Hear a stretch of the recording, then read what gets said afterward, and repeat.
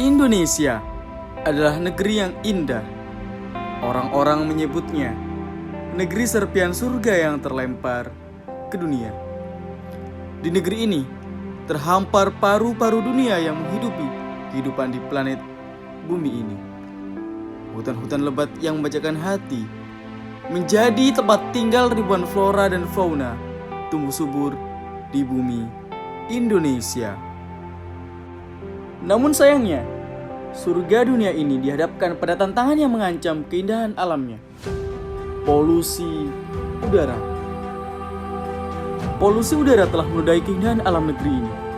Langit cerah berwarna biru kini tak lagi biru karena tertutupi oleh kabut asap dan partikulat berbahaya. Udara segar yang dulu pernah ada kini dipenuhi dengan asap kendaraan bermotor, emisi industri, dan pembakaran limbah. Jika tidak segera ditangani, kondisi ini akan semakin memburuk. Aktivitas industri yang terus meningkat akan memberikan kontribusi terhadap pertumbuhan ekonomi. Namun, di balik kemajuan itu, terdapat konsekuensi mahal yang tidak dapat diabaikan, yaitu konsekuensi polusi udara. Aktivitas industri yang tidak terkendali dapat menghasilkan emisi karbon berbahaya yang dapat mencemari kualitas udara.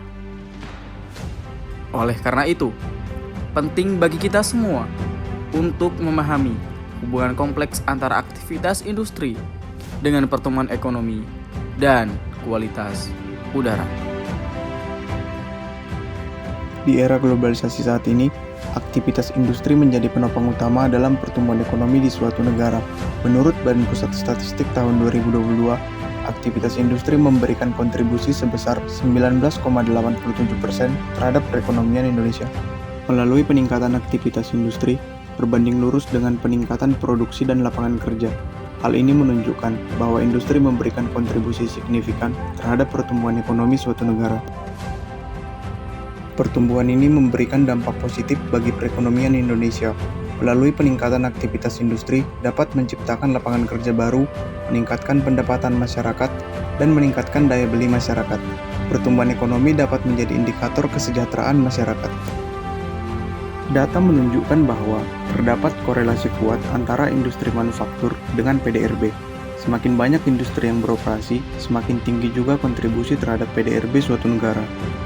PDRB merupakan indikator penting dalam suatu negara karena menggambarkan nilai total produk dan jasa yang dihasilkan oleh suatu negara dalam periode waktu tertentu. PDRB merupakan indikator penting untuk melihat pertumbuhan ekonomi suatu negara. Namun, perlu menjadi perhatian bahwa dampak industri terhadap pertumbuhan ekonomi sejalan dengan penurunan kualitas lingkungan. Berdasarkan data beban emisi di Indonesia, secara agregat mencapai 556.011 ton beban emisi per tahun, yang didominasi oleh provinsi-provinsi seperti Sulawesi Tengah, Riau, Jawa Barat, Jambi, dan Kalimantan Timur. Provinsi yang memiliki kesamaan dikelompokkan menjadi dua kelompok, yaitu kelompok dengan tingkat beban emisi, timbulan sampah, dan jumlah industri dengan tingkat pencemaran udara yang tinggi, dan provinsi dengan tingkat pencemaran udara tidak terlalu tinggi. Di antaranya, provinsi dengan kesamaan ciri-ciri pencemaran udara yang dihasilkan tinggi atau dengan indeks kualitas udara yang buruk rata-rata berada di Pulau Jawa dengan provinsi DKI Jakarta, Jawa Barat, Jawa Timur, dan Jawa Tengah. Hal ini terjadi salah satunya karena tingginya tingkat kepadatan penduduk di Pulau Jawa sehingga aktivitas ekonomi dan industri lebih banyak terkonsentrasi di Pulau Jawa. Semakin tinggi beban emisi, maka semakin buruk kualitas udara yang kita hirup. Polusi udara adalah permasalahan serius yang mempengaruhi kualitas udara yang kita hirup sehari-hari.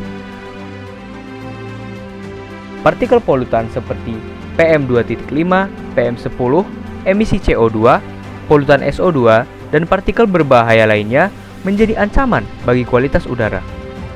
Partikel-partikel ini sangat kecil dan tak kasat mata, sehingga apabila masuk ke dalam paru-paru manusia, secara terus-menerus dapat menyebabkan masalah kesehatan serius.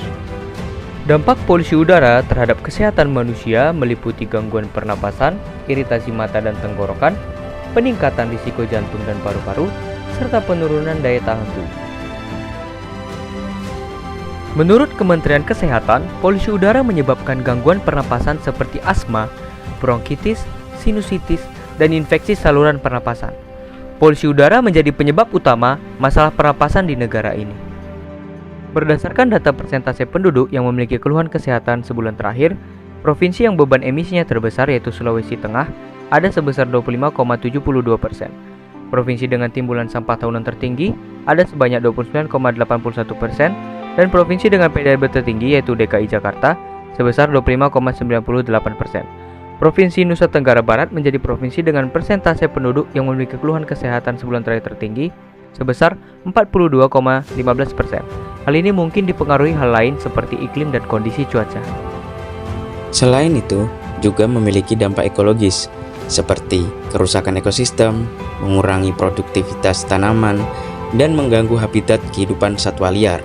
Kabut asap yang tebal akibat polusi udara dapat mengurangi visibilitas atau jarak pandang dan mengganggu estetika lingkungan.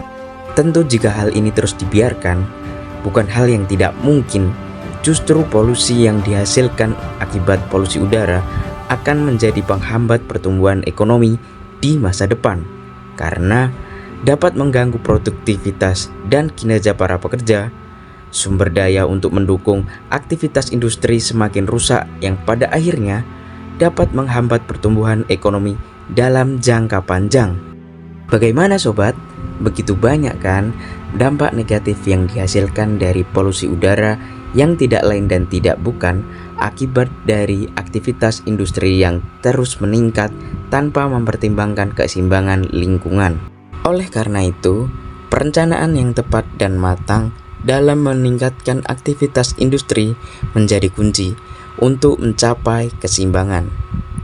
Pertumbuhan ekonomi dan menjaga kelestarian lingkungan merupakan dua hal yang tidak dapat dipisahkan, karena dua aspek ini saling mempengaruhi dan membutuhkan keseimbangan yang baik untuk mencapai perkembangan yang berkelanjutan. Pertumbuhan ekonomi yang berkelanjutan membutuhkan sumber daya alam yang terjaga dan lingkungan yang sehat. Tanpa lingkungan yang baik, ketersediaan SDA berkelanjutan akan terancam. Di sisi lain, pertumbuhan ekonomi yang berlebihan tanpa memperhatikan dampak terhadap lingkungan akan mengakibatkan degradasi lingkungan yang serius, di antaranya polusi udara, kerusakan hutan, dan kerusakan ekosistem lainnya. Perlu adanya kesadaran dan tindakan kolektif antara kita semua, baik dari pemerintah, pelaku industri, dan masyarakat. Pemerintah perlu menetapkan regulasi yang ketat untuk mengendalikan emisi industri dan mendorong inovasi hijau. Industri harus mengadopsi teknologi ramah lingkungan, mengurangi emisi polutan, dan mengelola limbah dengan baik. Masyarakat juga harus berperan dalam mengurangi polusi udara dengan mengadopsi gaya hidup yang lebih berkelanjutan seperti penggunaan transportasi umum, penghematan energi, dan daur ulang sampah.